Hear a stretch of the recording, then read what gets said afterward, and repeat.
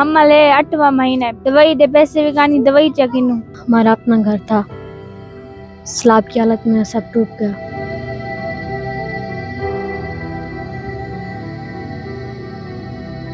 किस्ती उठा नहीं रही थी, कभी पैसे मांगते थे, कभी बोलते थे 6000 एक का दो। इस वक्त मैं मुल्तान तहसील जलालपुर में कायम एक खेमा बस्ती पर मौजूद हूँ। यहाँ पे तकरीबन इस खेमा बस्ती में 200 के करीब ख़वातीन हैं, जिनमें से 10 ख़वातीन जो हैं वो हमल से गुज़र रही हैं और मुख्तलिफ और भी बहुत सारी बीमारियाँ हैं। 3 दिन पहले यहाँ पे एक बच्ची की पैदाइश हुई है और उनसे भी बात करते हैं और देखते हैं इस खेमा बस्ती में ख़वातीन को बीमारियों के हवाले से क्या क्या मसाइल सामने आ रहे हैं। किसी को शुगर की है, किसी को ब्लड की है, किसी को गुर्दे की बीमारी, बुखार जैसे हो गए, मलेरिया बुखार, डेंगू बुखार, ऐसे चल रहा है। वो दवाई वगैरह ले रहे हैं, दे रहे हैं, जो जितना हो सकता है उसको दे रहे हैं। यहाँ पे डॉक्टर भी आते हैं, दवाई देते हैं। तो पहले बोला था सैलाब आ रहा है, तो हम लोग ने कुछ जिद भी की है, वे नहीं आएगा ऐसे बोलते हैं, तो बहुत मुश्किल से निकले हैं। जैसे किस्ती उठा नहीं रही थी, कभी पैसे मांगते थे, कभी बोलते थे 6000 एक का दो।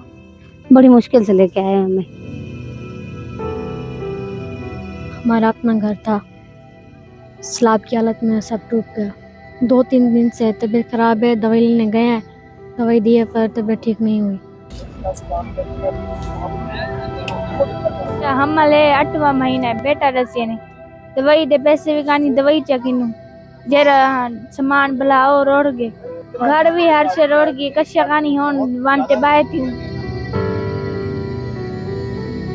8 से 10 ख़वातीन प्रेग्नेंट हैं और उनको ज़्यादातर मल्टीविटामिन्स और आयरन के टैबलेट्स वगैरह की ज़रूरत है, और उनके लिए अगर प्रॉपर डाइट का बंदोबस्त हो जाए, दूध वगैरह का, तो ये बेहतर है।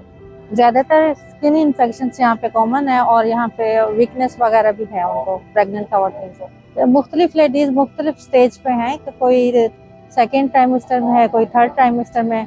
मोस्टली उनको मल्टीविटामिन्स और आयरन वगैरह की ज़रूरत है। और अगर मतलब ये अगर इमरजेंसी की सूरत में तो हमारे पास THQ वो है, तो हम वहाँ पे रेफ़र कर सकते हैं।